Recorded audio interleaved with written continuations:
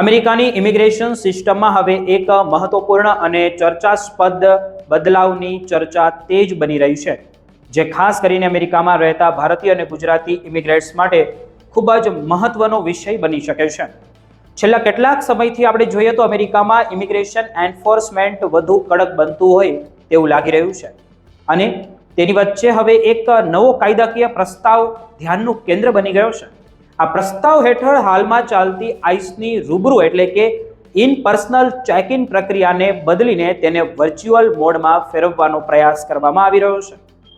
હવે તે આપણે લાભ ગણીએ કે ગેરલાભ, આ બિલ કોંગ્રેસ હ્યુમન ગ્રેસ મેગ દ્વારા safe check ઇન્સ four immigrants act નામના હેઠળ રજૂ કરવામાં આવ્યો હતો અને આ પ્રસ્તાવને મુખ્ય હેતુ એવા ઇમિગ્રેન્ટ્સને અમેરિકામાંથી સુરક્ષા આપવાનો છે જેમના નિયમિત રીતે પોતાના ઇમિગ્રેશન ચેક ઇન અથવા તો કોર્ટ સંબંધિત જવાબદારીઓ પૂર્ણ કરવા જતા હોય છતાં અણધારી ધરપકડ અને ડિટેન્શનના જોખમનો સામનો કરવો પડી રહ્યો હોય છે.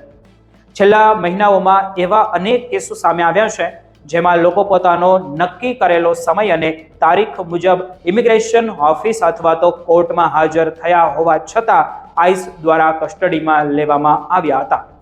રિપોર્ટ મુજબ કેટલાક કેસોમાં કોઈ ગંભીર ક્રિમિનલ રેકોર્ડ ન ધરાવતા ઇમિગ્રેન્ટ્સ પર ધરપકડનો સામનો કરી રહ્યા છે, જેમના કારણે ઇમિગ્રેન્ટ સમુદાયમાં ભારે ડર અને અનિશ્ચિતતાનું હવે વાતાવરણ ઊભું થયું છે.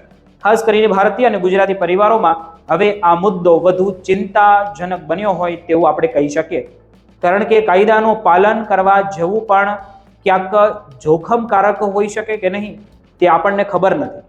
આ જ વધતી ચિંતા અને ધરપકડમાં થયેલા વધારાને ધ્યાનમાં રાખીને ગ્રેસ મેંગે આ બિલ રજૂ કર્યું છે કે safe check in for immigrants act for હેઠળ આવી જોગવાઈ સૂચવવામાં આવી છે કે જેમના ઇમિગ્રેશન કેસ પેન્ડિંગ છે અથવા જે લોકો રિમૂવલ પ્રોસેસિંગમાંથી પસાર થઈ રહ્યા છે તેઓને ફરજિયાત ઓફિસમાં હાજર રહેવાની જગ્યાએ ઝૂમ અથવા તો અન્ય સુરક્ષિત ઓનલાઈન પ્લેટફોર્મ મારફતે વર્ચ્યુઅલ ચેક ઇન કરવાની મંજૂરી આપવામાં આવે. આથી ઇમિગ્રેન્ટ્સ પોતાની કાયદાકીય ફરજો પૂરી કરી શકશે અને સાથે સાથે મુસાફરી, અચાનક ડિટેન્શન અને કસ્ટડીના જોખમમાંથી પણ બચી શકશે. જો કે અહીં સૌથી મહત્વની વાત તો એ છે કે હાલ માટે આ માત્ર એક પ્રસ્તાવ છે, લાગુ નથી થયું, કાયદો નથી. એટલે વર્તમાન અમેરિકન ઇમિગ્રેશન કાયદા મુજબ આઈસ અને DHS ના પાસે હજુ પણ ઇન પર્સનલ ચેક ઇન કરવાનો સંપૂર્ણ અધિકાર રહેલો જ છે, એટલે ગભરાવાની જરૂર કે નથી કે હું ના કહી શકું. અને રૂબરૂ હાજર જે સ્ટાર્ટઅપ પ્રોસેસિંગ છે તે માનવામાં આવે છે અને ઇમિગ્રેશન નિષ્ણાતો એવું સ્પષ્ટ કહી રહ્યા છે કે કોઈ પણ વ્યક્તિએ પોતાના કોર્ટ તારીખ અને આઈસ ચેક ઇન અથવા તો સરકારી નોટિસને અવગણવી જોઈએ નહીં. એક પણ એપિયરન્સ ચૂકી જવાથી ભવિષ્યમાં વિઝા, ગ્રીન કાર્ડ અને અથવા તો ઇમિગ્રેશન સ્ટેટસ પર ગંભીર અસર પડી શકે છે. સાથે જ ઇમિગ્રેન્ટ્સ પાસે કેટલાક મહત્વપૂર્ણ કાયદાકીય અધિકારો પણ છે. તેમને યોગ્ય નોટિસ મળવાનો અધિકાર છે અને જેમનો કેસ ડ્યુ પ્રોસેસ હેઠળ ચાલવો જોઈએ અને તેઓએ વકીલ રાખવાનો સંપૂર્ણ અધિકાર તેમને મળે છે. જો ચેક ઇન દરમિયાન ધરપકડ થાય તો વ્યક્તિ પોતાના એટર્નીનો સંપર્ક કરી શકે છે અને કોર્ટમાં કાયદાકીય પડકાર પણ આપી શકે છે.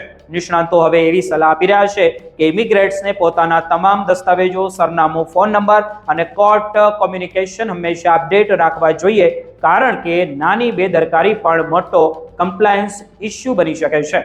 સમગ્ર સ્થિતિનું મુખ્ય સાર એટલું જ છે કે અમેરિકામાં ઇમિગ્રેશન એન્ફોર્સમેન્ટ વધુ સખત અને એક્ટિવ બનતું થઈ રહ્યું છે, જ્યારે બીજી તરફ કાયદા ઘડવૈયાઓ સુરક્ષિત અને વ્યવહારુ વિકલ્પો શોધવાનો પ્રયાસ કરી રહ્યા છે અને વર્ચ્યુઅલ આઈસ ચેક ઇનમાં આ પ્રસ્તાવે બદલાતા સમયનું એક મોટો સંકેત આપી રહ્યું છે. પરંતુ બિલ પાસ ન થાય ત્યાં સુધી હાલના નિયમોનું પાલન ખૂબ અને ખૂબ જરૂરી છે.